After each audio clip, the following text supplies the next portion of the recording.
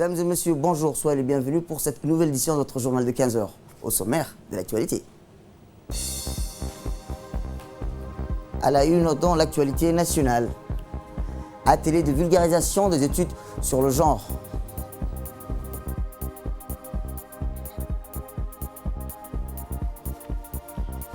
Et enfin, dans l'actualité internationale, l'armée américaine a entamé son retrait en Afghanistan.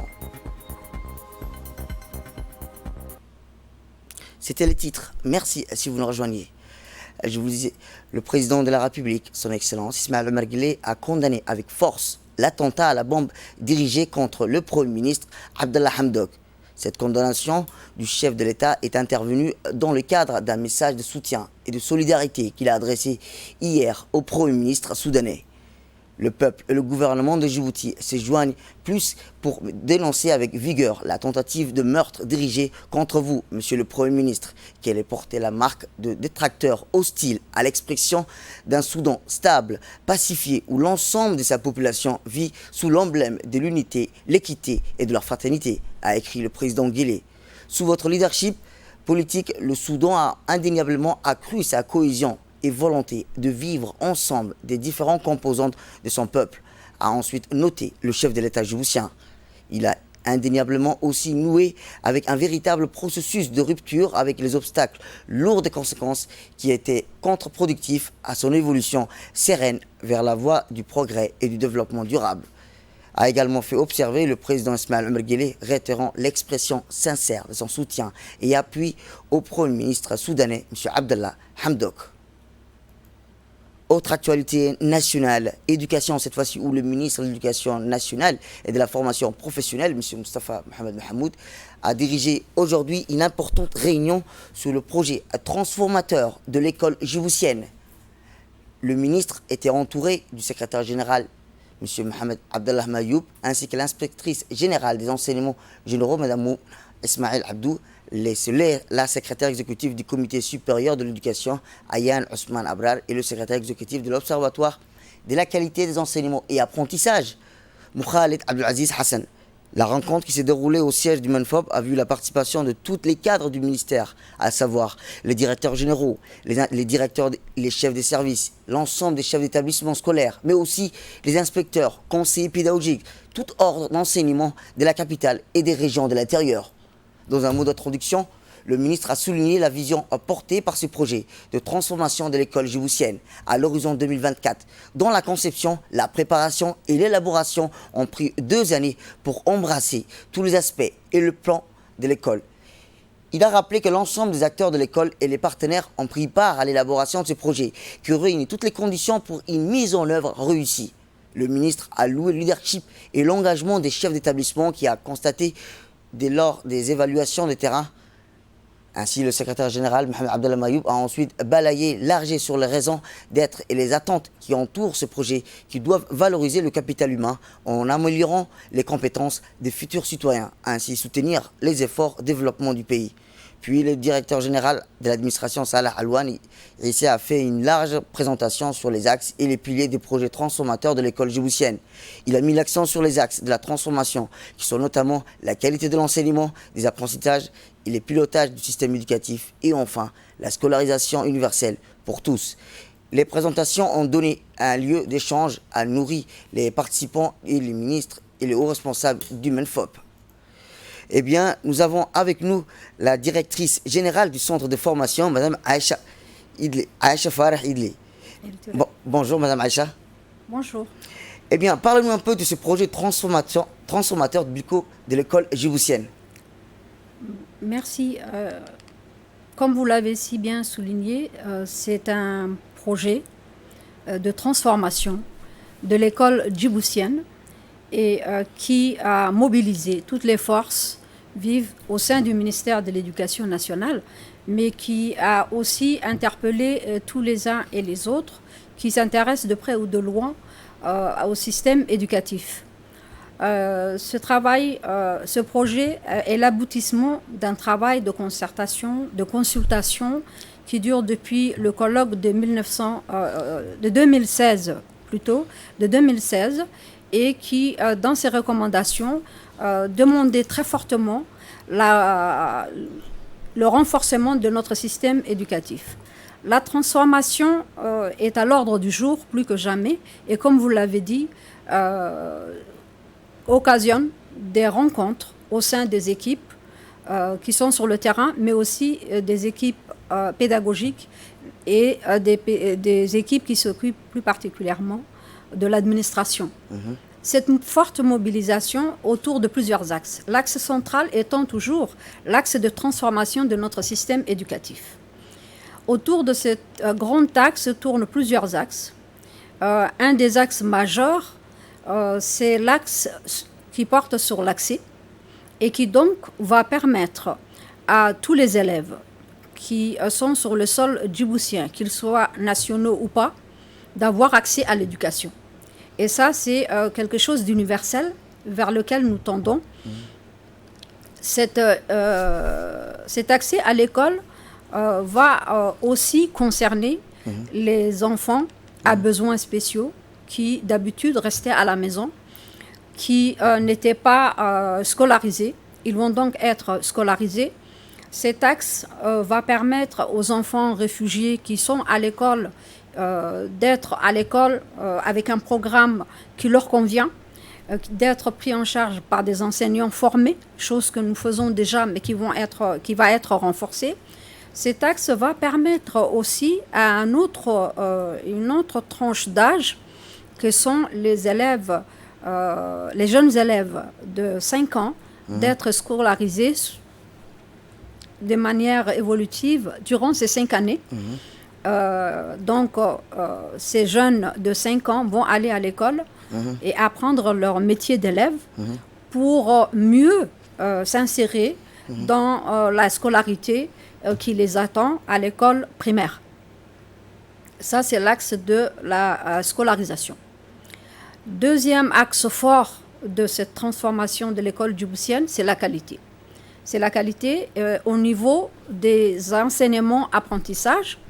Et autour de cet axe vont être greffés des pôles comme l'évaluation, qui est très importante au sein de la recherche de qualité. Si nous n'évaluons pas nos élèves, nous ne pouvons pas leur permettre d'avancer, car nous ne pouvons pas remédier à leurs problèmes. Ces évaluations vont être au niveau national, mais nous tendons aussi vers l'international.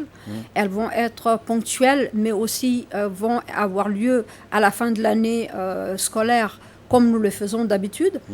Il y a un autre pôle fort qui est aussi la révision des curricula. Et comme vous le savez, depuis 2 ans, nous travaillons sur la révision des curricula. Cette année a vu le jour pour la classe de première année de la rentrée des élèves avec le nouveau programme qui tient compte des nouveautés en termes d'éthique, qui tient compte des aspects valeurs djiboutiennes, puisque l'éducation civique et morale et islamique va être insérée de manière transversale au programme, qui va voir aussi la revue des différents programmes. Pareillement, tous les niveaux vont être revus. Il y a aussi la classe de 6e qui est en cours de finalisation. Ça, c'est pour la révision des curricula, qui est un élément important. Et nous voulons nous donner toutes les chances de faire réussir tous nos élèves. Cet axe de qualité est très important et donc tous les départements y participent. La formation a une place de choix au sein de cet axe de qualité et donc toutes les personnes qui participent à cette recherche de qualité vont être formées et notamment trois acteurs clés de notre système éducatif, à savoir les enseignants, bien sûr, acteurs principaux qui officient dans nos classes, mais également le conseiller pédagogique qui encadre ce professionnel au niveau de sa prestation de classe, mais également le chef d'établissement qui est chargé de mener son établissement, d'une part, au niveau administratif, mais aussi qui s'occupe des aspects pédagogiques, puisque dans nos écoles primaires, c'est le premier conseiller pédagogique de l'école. Nous donnons tout ceci pour vous dire que le ministère de l'Éducation nationale est conscient des missions qui lui sont désignées par rapport à la société, par rapport à la nation, qui est de former et de renforcer le capital humain sur lequel nous misons fortement. C'est notre force. Le ministère est conscient également qu'il est chargé de former le citoyen de demain. Et d'orienter aussi. Et d'orienter, voilà, le citoyen de demain, que sont nos jeunes élèves, de veiller à ce qu'ils aient les valeurs qui sont propres à notre nation. Il est chargé également pas seulement de les former aux valeurs d'aujourd'hui, mais aussi qu'ils soient à l'heure du temps, puisqu'il est chargé aussi de leur faire découvrir toutes les nouveautés qui font que nous sommes au XXIe siècle aujourd'hui. Et donc, les TIS sont très présentes dans les enseignements, apprentissages et également dans la formation. Et donc, la formation pour ces publics se faisait déjà, mais elle va être fortement renforcée et cadrée pour répondre au mieux à toutes ces missions. Le troisième axe est celui du pilotage du système éducatif, qui est piloté depuis quelques années en tenant compte de la gestion axée sur les résultats. C'est quelque chose d'innovant, c'est quelque chose qui demande une certaine rigueur par rapport à tout ce que nous faisons, à ce que chaque acteur du système éducatif fait. Et donc ce projet de mise en place des plans de travail annuels, le ministère y tient beaucoup. C'est quelque chose qui fonctionne et qui nous permet de nous préparer à toutes les redditions de comptes, chacun à son niveau. Et enfin, la scolarisation universelle pour tous. Bien sûr. Merci, Madame Aïcha Farah. Et rappelons-le, vous êtes directrice générale du centre de formation au ministère de l'Éducation nationale. Autre actualité nationale, le ministère de la Femme et de la Famille, en poursuivant la Semaine nationale de la femme, a organisé ce matin un atelier de vulgarisation des études sur le genre au Palais du Peuple. Cet atelier est présidé par la ministre de la Femme et de la Famille, Madame Hasna Ahmed Hassan, la secrétaire générale du ministère de la Femme et de la Famille, Madame Anissa Hassan Badon, la directrice de l'Observatoire du genre du ministère de la Femme et de la Famille, Madame Chougri Hussein Djibah. La représentante du PNUD à Djibouti, Mme Fatima Elcher, la représentante de l'UNICEF à Djibouti, Mme Melva Johnson, et l'assistante adjointe des Nations Unies à Djibouti.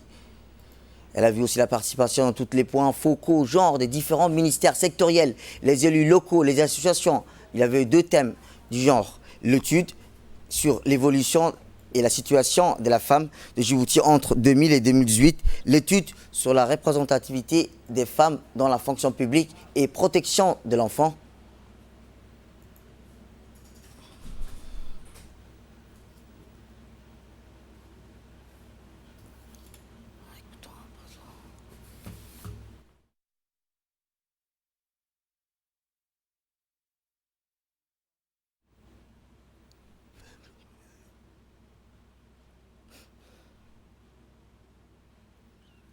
Parce que nous pensons que vraiment c'est un des droits les plus importants de la femme à Djibouti, qu'on doit travailler ensemble pour voir comment est-ce qu'on peut éliminer le FGM à Djibouti. Écoutons à présent l'extrait de l'intervention de Madame la ministre lors de l'atelier de vulgarisation qui s'est déroulé aujourd'hui.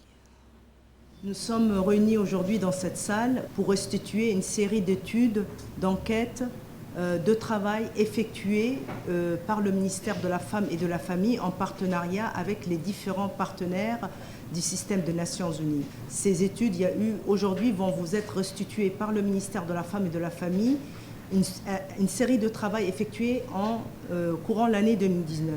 Et si je ne me trompe pas, c'est 7 études. Cette étude, enquête et, on va dire, information recueillie sur le terrain. Il s'agit d'une étude sur la femme et la diplomatie, une étude sur la femme en uniforme, une étude axée à la femme au microcrédit, une étude concernant la femme dans la fonction publique, une étude sur la situation de la femme de 2020 à 2018, une étude sur les violences faites aux femmes et aux jeunes filles, les engagements que la République de Djibouti a pris en matière au niveau international tels que Benjin. Comme vous le savez, nous sommes en train de fêter 25 ans de Benjin. Nous avons essayé de voir ces engagements que nous avons pris au niveau international où nous en sommes. Vous savez que nous avons une politique nationale du genre. Donc pourquoi tout ce travail? C'est une question qui doit se poser.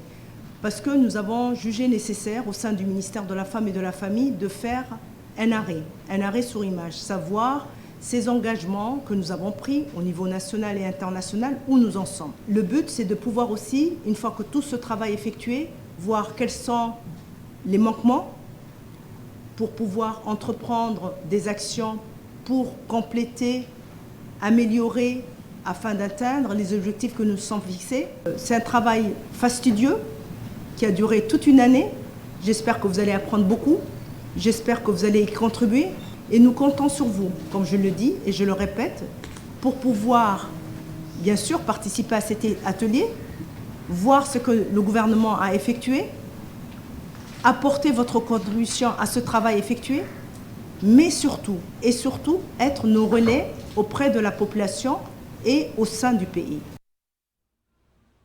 Autre actualité dans ce 15h, un protocole d'accord de partenariat pour la coopération 2020-2021 entre le ministère des Affaires sociales et de la Solidarité et l'UNICEF s'est tenu hier après-midi.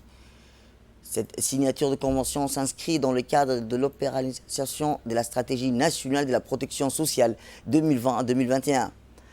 Rappelons-le, l'objectif est l'opéralisation de la stratégie nationale de la protection sociale et en mettant l'accent sur la famille, en particulier la protection de l'enfant. Madame la ministre des Affaires sociales a mis au centre de ses préoccupations l'assistance de la prise en charge des familles vulnérables et de l'enfant. Elle n'a également pas manqué de remercier pour toute l'assistance technique de l'UNICEF, routinier ou celle dans les situations d'urgence que les pays traversent en paraphant le mémorandum d'entente. Madame Mouna Ousmane Aden et Melba Johnson. L'UNICEF fait avec le MAS, c'est vraiment le volontaire de le pays de Djibouti d'assurer cet impératif des ODD, de ne laisser pas personne à côté. Les politiques et les initiatives de le gouvernement. Le plan d'action maintenant va continuer à renforcer le système de protection sociale de le pays. Nous croyons que Djibouti est vraiment en train d'établir un système fort de protection sociale et que Djibouti a des exemples et des pratiques que doit partager avec les autres pays. De son côté, Madame la ministre, de son côté, après avoir remercié la représentante de l'UNICEF, a mis l'accent sur le renforcement des capacités des travailleurs sociaux, des proximités, officiant dans les guichets sociaux, l'appui technique au département ministériel des Affaires sociales et l'amélioration de qualité du service social. Écoutons la ministre. Et la synergie entre nos actions ont toujours montré vraiment des résultats assez palpables et concrets. Ce plan de travail annuel 2020-2021 rentre dans une continuité et répond aussi à des domaines ou des actions de la stratégie nationale de protection sociale. Il va dans un sens pour accompagner le ministère à encore améliorer ses activités, notamment en termes de capacité humaine, à travers tout le travail fourni par les travailleurs sociaux. Également rentre dans une dynamique de pouvoir développer l'ensemble des actions ou bien pratiques qu'on doit mettre en place ou bien donner à nos populations pour avoir les meilleures pratiques sociales et vraiment faire face aux conditions de vie difficiles. Ce plan d'action pour nous reflète vraiment une trajectoire, ou bien une orientation qui nous encourage encore à aller vraiment dans le même sens et vraiment aller au-delà des limites qui sont fixées. La protection sociale est une question qui est assez large, qui est assez complexe et qui demande à être toujours revue, révisée ou bien mieux orientée. Et notamment la question de comment arriver à mettre en place un bon système de protection sociale en termes de financement ou en termes de capacité ou de mécanismes utiles.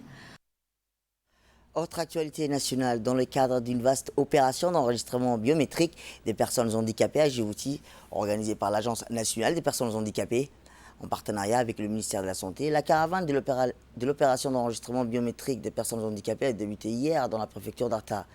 Pour ce programme d'enregistrement biométrique, le directeur de l'Agence des personnes handicapées, M. Doual Sirid, s'est rendu à Arta avec la participation du préfet d'Arta, M. Mohamed Chiro, et le président du conseil régional. Ce programme a débuté dans le banc de roulement de la personne handicapée et se sont présentés en masse.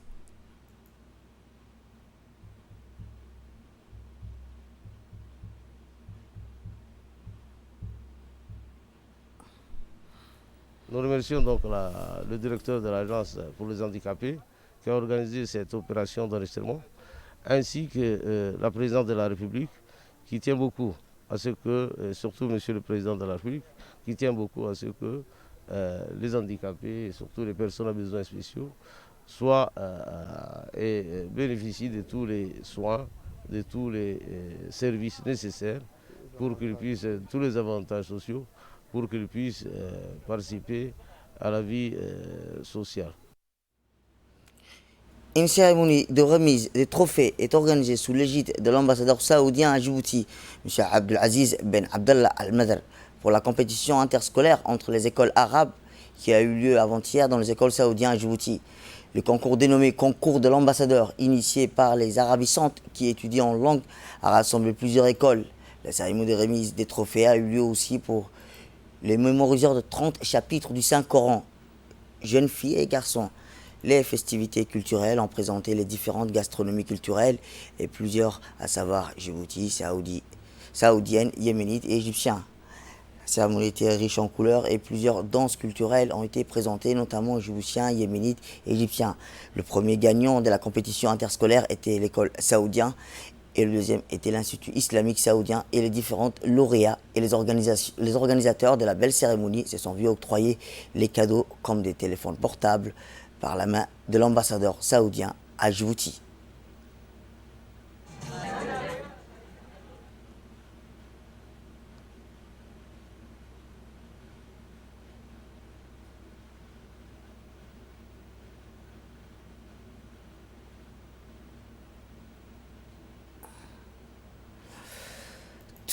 Toujours dans le cadre de la lutte contre l'insalubrité publique, la police nationale a pris part ce matin à une opération de nettoyage de grande envergure. C'est aux premières heures de la matinée que tous les éléments de la police nationale ont été déployés dans plusieurs grandes artères de la capitale. Munis de pelles, de pioches, de râteaux, les hommes de la police nationale ont été déployés à l'avenue An-Nasser et à l'avenue 26. Ordures, les autres détritus. À travers ces actions de nettoyage, il s'agit de sensibiliser la population afin de prendre le relais pour garder notre ville propre et saine. Pour ce faire, les hommes de la police nationale n'ont pas ménagé leur effort car le bien-être de la propriété reste l'affaire de tous. Plusieurs grandes artères ont donc été nettoyées. Les détritus ont été ramassés. Ces opérations de nettoyage entreprises par les hommes de la police résultent d'une volonté gouvernementale afin de lutter contre l'insalubrité publique. Il est à rappeler que désormais, il ne sera plus toléré que les habitants de chaque quartier de la ville de Djibouti et de la périphérie déversent des eaux usées sur les voies publiques, laissant les ordures sur les bords de la route. Des lourdes sanctions seront désormais appliquées contre tous les contrevenants.